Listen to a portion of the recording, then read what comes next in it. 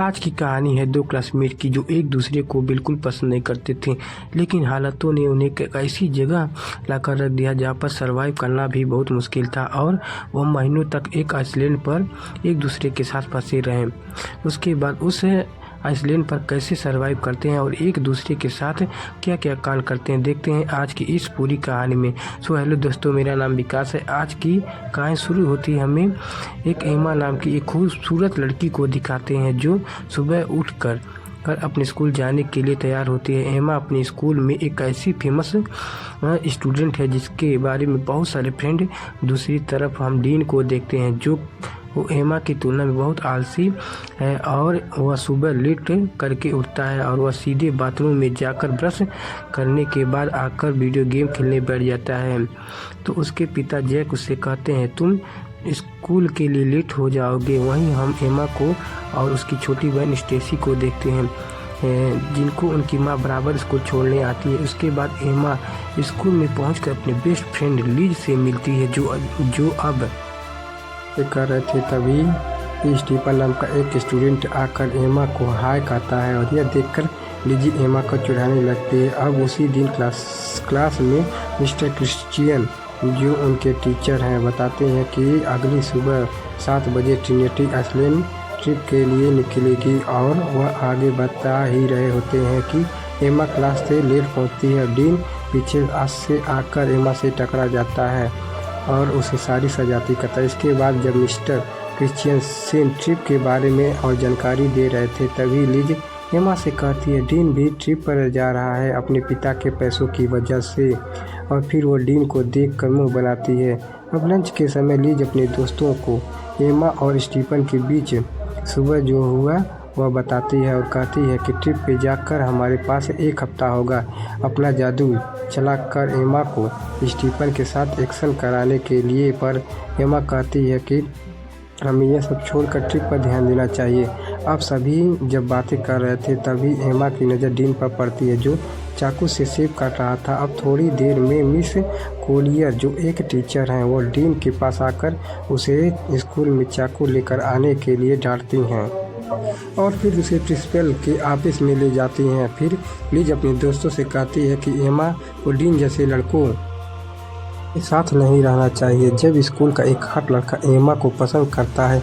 अब अगले दिन सुबह एमा तैयार होती है ट्रिप के लिए और अपने माता पिता को थैंक यू कहती है उसे ट्रिप पर जाने देने के लिए। दूसरी तरफ हम डीन ट्रिप पर नहीं जाना चाहता था। उसके पिता जैक उससे कहते हैं कि उसके स्कूल के नियम को तोड़ने के बाद भी उन्होंने कितनी मेहनत की है उसे ट्रिप पर जगह दिलाने के लिए, जिसके बाद वह जाने के लिए मान जाता है। अब आगे हम देखते हैं कि मिस्टर क्रिश्चियन सेन सबको बस चढ़ने के लिए कहते हैं। अब बस में चढ़ते वक्त स्टीफन एमा से पूछता है कि कैसी हो एमा, जिससे लीज एमा को फिर से चिढ़ाती है पर एमा उस पर ध्यान नहीं देती। अब कुछ समय अंदर वह ट्रिनिडाद आइसलैंड पहुँचते हैं और अब बस उतरते समय मिस कोलिया सबसे कहती हैं कि सब कुछ देर पूल में एंजॉय कर सकते हैं पर डिनर से पहले सबको आ जाना है।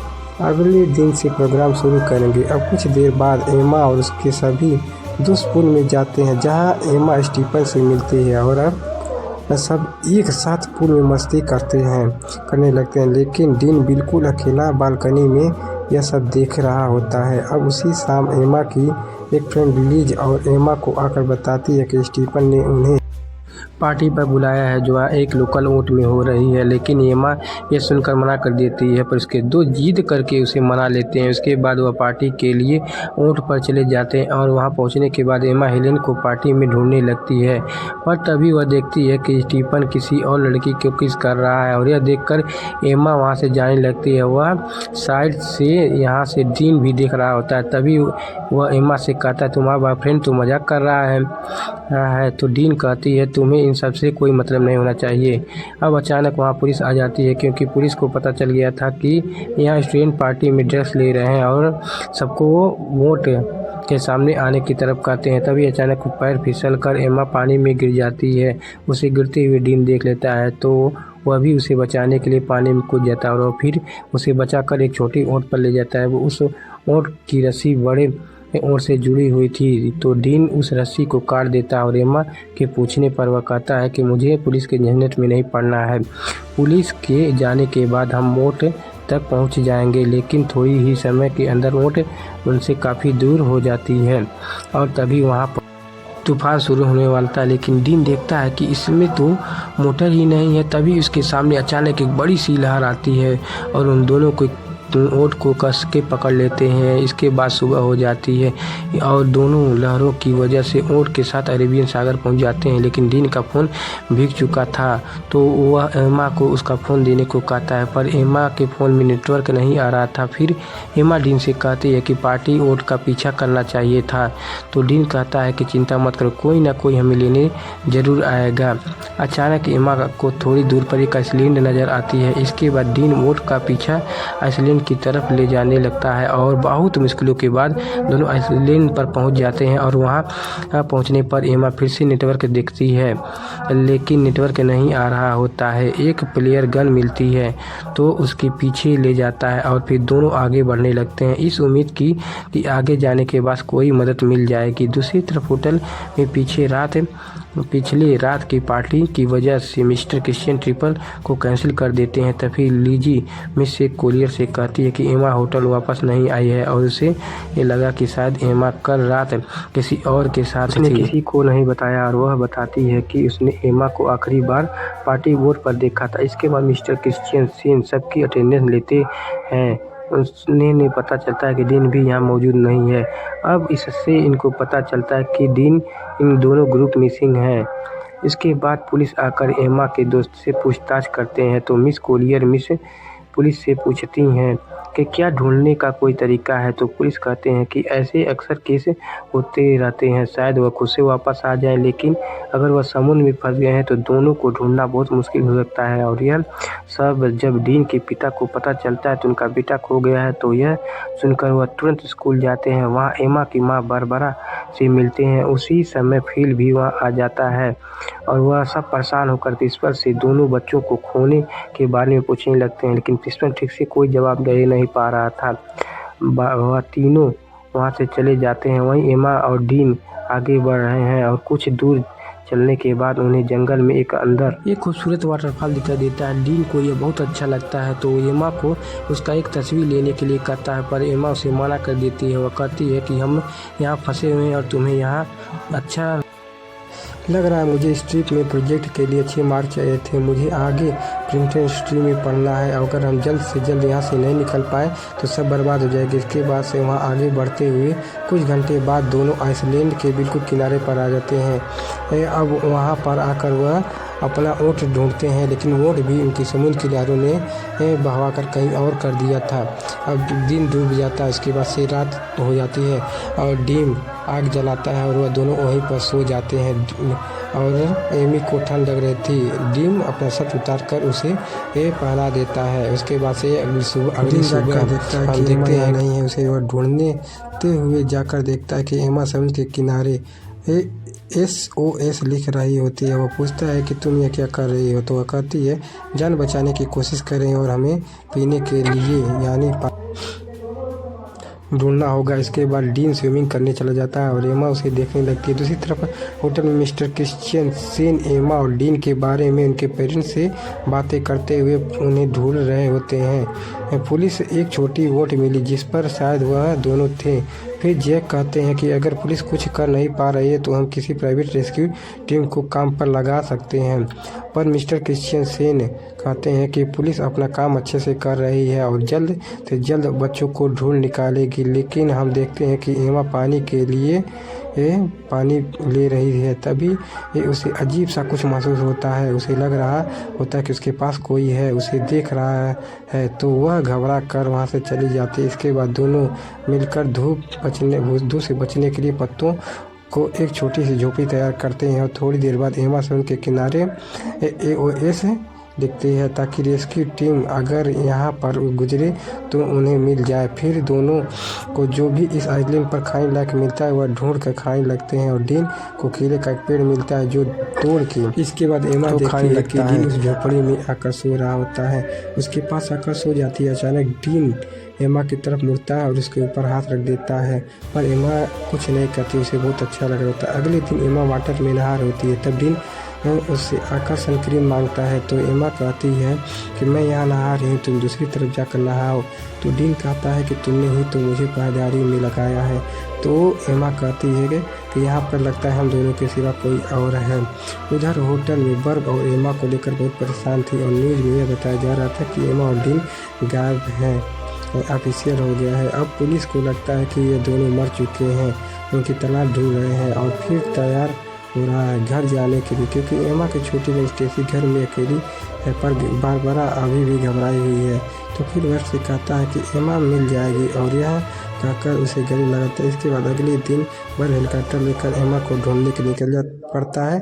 आइसलैंड में थोड़ी देर जाने के बाद रात हो जाती है। डीन को बता रही होती है कि वह अपने परिवार को बहुत याद कर रही थी। तभी डीन को वहाँ पर एक किसी इंसान की खोपड़ी मिलती है तो एमा उसे देखकर बहुत डर जाती है और कहती है कि यह अभी हमारी तरफ शायद यहाँ फंस गया होगा और इसकी यही हालत हो गई होगी। अब हमारी हालत भी शायद इसी की जैसी हो जाएगी। डीन उसे कहता है कि यह शायद कोई मछुआरा या फिर स्मगलर होगा, यहाँ पर आकर मर गया होगा, लेकिन इसके पीछे प्रिंस हैं और हम यहाँ अकेले नहीं हैं। उसे विश्वास दिलाता है कि अगर हम एक दूसरे के साथ ऐसे ही देते रहेंगे तो हम यहाँ कभी नहीं मरेंगे और एक दिन हम ज़रूर घर वापस जाएंगे। और यह कहने के बाद एमा को किस करने लगता है।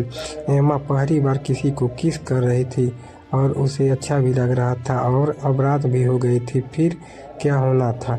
डीन सारी हदें तोड़ देता है और आइसलैंड में एक तूफान आता है। इस तूफान में एमा पहली बार एंजॉय करके बहुत खुश थी। फिर सुबह होने के बाद एमा घर जाकर देखती है कि डीन यहाँ नहीं है तो वह डीन को पुकारने लगती है, पर वह उसे नहीं मिल रहा था। एमा बहुत घबरा जाती है उसे ढूंढने के लिए। थोड़ी दूर जाकर देखती है कि डीन एक गड्ढा खोद रहा होता है। यह क्यों कर रहा है। तभी अचानक एमा गिर जाती है और उसे घुटने पर चोट लग जाती है। जिसके बाद डीन तुरंत उसकी चोट को ठीक करने लगता है और उसे कहता है कि तुम्हें कुछ नहीं होगा। फिर वह दोनों वाटरफॉल में नहाने पे और यहाँ डीन एमा को बताता है कि उसकी माँ एक कार एक्सीडेंट में मर गई थी और एमा उसकी बातों को अच्छे से सुनने लगती है। फिर थोड़ी देर बाद वहाँ बारिश होने लगती है और डीन उसमें मस्ती करने लगता है और एमा उसे देखकर खुश हो रही होती है। इसके बाद दोनों बारिश में डांस करने लगते हैं। डीन एमा के बालों में एक फूल लगा देता है। अब एमा डीन से कहती है कि मुझे फिर से तूफान के मज़े लेने हैं। फिर डीन एक बार फिर से तूफान लाने की तैयारी कर देता है। वहीं पर न्यूज़ में बताया जाता है कि एमा और डीन लापता होने की 1 महीना गुजर चुका है। पुलिस को लगता है अब वो जिंदा नहीं रहे, इसीलिए पुलिस ने उन्हें ऑफिशियल ढूंढना बंद कर दिया था। पर एमा के दूसरे दोस्त को अभी लग रहा था कि एमा और डीन अभी जिंदा हैं और बर्ब को भी वैसा ही लगता है। अब वह जैक के पास अपनी बेटी एमा को ढूंढने फिर चली जाती है और उन दोनों को अच्छे से ढूंढने के लिए सबको पर्ची बांट रहे होते हैं जिन पर एमा और डीन के बारे में जानकारी दी हुई है। यह सब कुछ करने के बाद जैक बर्ब से कहता है कि उन्होंने सब करके देख लिया, फिर भी एमा और डीन नहीं मिले थे। साहब हमें घर लौट जाना चाहिए। यह सुनकर बारबरा उदास हो जाती है और घर चली जाती है। दूसरी तरफ डीन और एमा को हरी रोशनी के बारे में बता रहा था जिसके बारे में उसकी माँ ने उसे बताया था। वह बताता है कि वह सूरज की रोशनी के डूबते समय दिखती है, पर डीन ने उस रोशनी को आज तक नहीं कभी देखा है। अब यहाँ उन्हें कुछ और हफ्ते बीत जाते हैं और दोनों आइसलैंड के खूबसूरत एनवायरनमेंट के मज़े लेने लगते हैं और वह समुद्र में आते हैं और मज़े करते हैं। ऐसे ही वह एक दूसरे के बहुत करीब आ जाते हैं जब भी उनका मन करता है और तूफान और भूकंप का मज़े लेते हैं। अब यहाँ सब कुछ होने के बाद से डीन पूछती है कि तुम्हें पहली बार कैसे किया था। तो डीन बताता कि स्कूल में मेरी एक दोस्त थी जो उम्र में से बड़ी थी। डीन जानना चाहता है एमा कि यह सब पहली बार है तो उसे यह कैसा लगा। तो डीन कहती है अच्छा था, लेकिन तूफान की वजह से गलत जगह पर चली गई। इसके बाद एमा कहती है कि एक्सपीरियंस करना है। तो डीन कहता है ठीक है।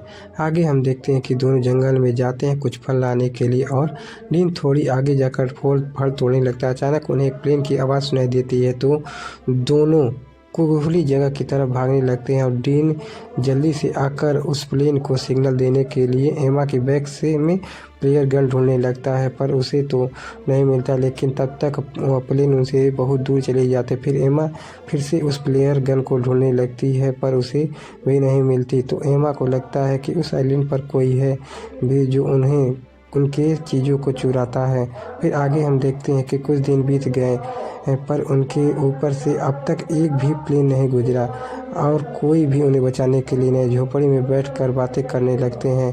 अब घर वापस जाने की उम्मीदें छोड़ देनी चाहिए। यहाँ जंगल में पूरी तरह दूसरे के साथ बिताने का फैसला कर लेना चाहिए। तभी अचानक डीन को किसी आवाज़ आती है और डीन जंगल में जाता है जानवर को ढूंढने के लिए। तो एमा को डीन की चिंता होने लगती है तो उनके पीछे पीछे चली जाती है और डीन वह जैसे थोड़ा दूर आगे जाकर देखता है तो वहाँ पर एक ब्लैक पैंथर होता है, जिसे देखते ही वह भागने लगता है और भागते भागते काफ़ी दूर जाने के बाद वह अचानक ज़मीन पर गिर जाता है। और एमा भागते हुई जब डीन के पास पहुँचती है तो वह देखती है कि डीन के पास खून से लथपथ एक चाकू होता है। उसने एक ब्लैक पैंथर को मार दिया। फिर आगे हम देखते हैं कि एमा और डीन के सभी दोस्त अपने पेरेंट्स और उनके बिना ही अपनी ज़िंदगी की शुरुआत कर लेते हैं। और यहाँ एमा और डीन ने भी आइसलैंड पर जीना सीख लिया और इधर अपनी ज़िंदगी गुजरने का फैसला कर लिया, क्योंकि उन्होंने जो उम्मीद की थी उन्हें कोई बचाने आएगा वह भी ख़त्म हो चुकी थी। उन्होंने शिकार करना सीख लिया अब और झोपड़ी बनाकर रहते हैं और सभी उम्मीदें छोड़कर खुशी से एक दूसरे के साथ देते हैं। दिन गुजर जाने लगते हैं। फिर एक दिन एमा उल्टियाँ करने लगती है तो डीन यहाँ देखकर उससे पूछता है कि तुम प्रेग्नेंट हो। एमा कहती है कि नहीं, उल्टियाँ बस ऐसी हो गई है। उसके बाद एमा अच्छा महसूस करने के लिए डीन के साथ लेट जाती है, पर जब वह दोनों बातें कर रहे थे तभी एमा की खोई हुई चीज़ें उस पर गिरने लगती है। और जब वो दोनों ऊपर देखते हैं तो वहाँ पेड़ पर एक बंदर होता है जो उनके सामान फेंक रहा होता है। और वह देखते हैं कि बंदर के हाथ में वो प्ले गन भी होती है जो डीन उस दिन मिल गया था। जो उस बंदर को एमा एक केला दिखाती है तो वह गन नीचे फेंक देता है, जिसके बाद उन्हें ऊपर से एक हेलीकॉप्टर की आवाज़ आती है। वह भागते हुए खुली जगह पर आते हैं और एमा गन लोड करके फायर करती है तो वहाँ हेलीकॉप्टर वाले उन्हें देख लेते हैं, जिसके बाद वहाँ से उन्हें रेस्क्यू कर लिया जाता है। अब फाइनली दोनों 3 महीने बाद वापस आ जाते हैं और एयरपोर्ट पर एमा और डीन के दोस्त और पेरेंट्स उन्हें मिलकर बहुत खुश होते हैं, जिसके बाद दोनों के पेरेंट्स उन्हें अपने अपने घर लेकर जाते हैं। अब घर आने के बाद डीन उस रात को एमा से मिलने जाता है और वह बात करते हैं। घर वापस आकर कितना अजीब लग रहा है और डीन एमा को किस करने वाला होता है, पर एमा नहीं करती है। कहती है कि हर 10 मिनट में उसके पेरेंट उसे मिलने आ रहे हैं, अब शायद तुम्हें यहाँ से चले जाना चाहिए। और कहती है कि हमारे आने की खुशी में मेरे पेरेंट्स ने एक पार्टी रखी है तो तुम्हें भी आना ही होगा। फिर अगले दिन पार्टी में सब जमा होते हैं, पर एमा के पेरेंट्स सबको कुछ कहने लगते हैं उनके बच्चों के वापस आने पे। इसके बाद टेसी डीन से पूछती है कि तुम सबके साथ क्यों नहीं हो, तो डीन कहता है कि मुझे सबसे घुलना मिलना अच्छा नहीं लगता। इसके बाद डीन एमा उसके साथ आने के लिए इशारा करता है, पर एमा नहीं आती, उसे अनदेखा कर देती है और यह देखकर डीन पार्टी से चला जाता है। इसके बाद सभी चीज़ें पहले की तरह हो जाती हैं और एमा आइसलैंड में से वापस आने पर बहुत फेमस हो जाती है और डीन भी अकेला ही रहता है। और जब भी एमा और डीन एक दूसरे के पास से गुजरते होते हैं बस एक दूसरे की तरफ देखते ही हैं। कुछ दिन बीत जाने के बाद डीन को कॉल आती है पर डीन कॉल नहीं उठाता। उसके बाद हम देखते हैं कि एमा के रूम में स्टेसी जाती है और वह उसे कहती है तुम्हारे लापता हो जाने के बाद हमने तुम्हें बहुत मिस किया और मॉम डैड भी बहुत परेशान थे। हमने तो सोच लिया था कि मैंने तुम्हें बिल्कुल खो दिया, लेकिन आज हम सब अच्छे से एक साथ हैं। और बहुत खुश है। फिर एमा स्टेसी से कहती है कि तुम मेरी बहुत अच्छी बहन हो, और फिर वह दोनों एक साथ प्रोम पार्टी में जाने की डिसाइड करते हैं। और दूसरी हम डीन को देखते हैं जो अपनी माम की कब्र पर जाता है और अपनी माम को मिस करते हुए बहुत रोता है।